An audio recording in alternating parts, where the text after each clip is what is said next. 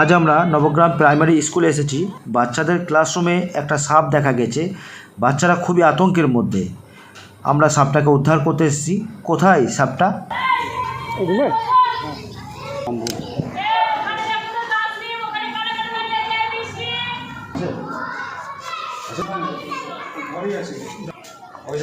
ওই কোণে ছিল। আছে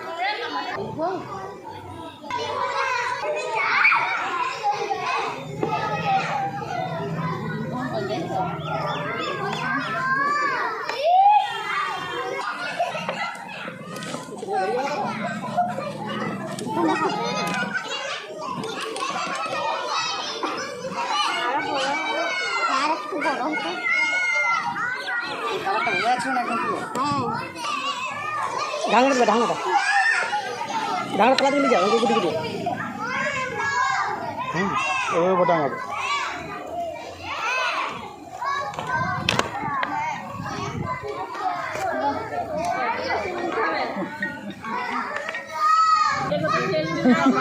আমি একটা কথা বলবো, এই সময় বর্ষাকাল বা একদম এমন একটা সময় চলছে যে সময়টাতে সাপেদের উপদ্রব হয় বাড়ির মধ্যে।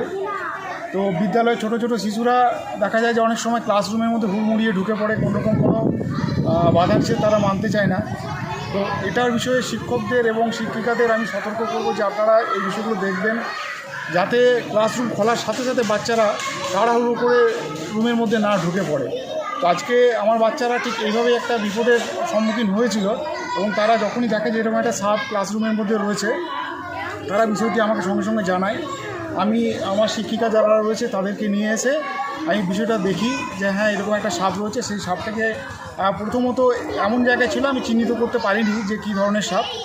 তো সাথে সাথে আমি আমার রঞ্জন ভাইকে ফোন করি, এবং আমার ফোন মানে একদম ইমার্জেন্সি অবস্থাতে উনি এসে সাপটা উদ্ধার করলেন আমার ফোন পাওয়ার পরে।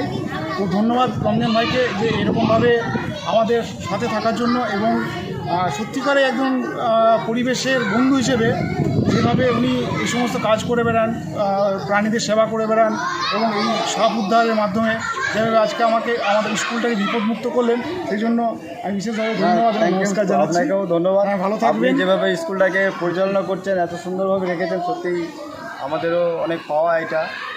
এবং প্রত্যেক স্কুলের স্যারদেরকে বলবো আপনারা স্কুল পরিষ্কার পরিচ্ছন্ন রাখুন, এই স্যারের মতো দেখুন কত সুন্দরভাবে রেখেছেন। তো এইভাবেই রাখুন, স্কুলটা দেখান একটু। বাচ্চাদেরকে সতর্ক রাখুন, পরিবেশ পরিষ্কার পরিচ্ছন্ন রাখুন, নিজে ভালো থাকুন, অপরকেও ভালো রাখুন। তো ঢ্যামনা অনেক উপকারী একটা সাপ, ঢ্যামনা সাপ। এই সাপ মারবেন না, এটা বিষহীন সাপ। এ আমাদের বাড়ির আশেপাশে যে ইঁদুরগুলো থাকে সেই ইঁদুরগুলোকে খায়। চাষি ভাইদের জন্য অনেক উপকারী এবং আমাদের জন্য উপকারী। তো এই নির্বিষ সাপগুলোকে মারবেন না, এরা প্রকৃতির ভারসাম্যহীন বজায় রাখে। সকলেই চলপাল্টায় সাথে থাকুন, চলপাল্টায় আপনাদের সঙ্গে থাকবে সবসময় এবং আছে। তো আমরা এই সাপটাকে একটা নিরাপদ জায়গায় ছেড়ে দিচ্ছি।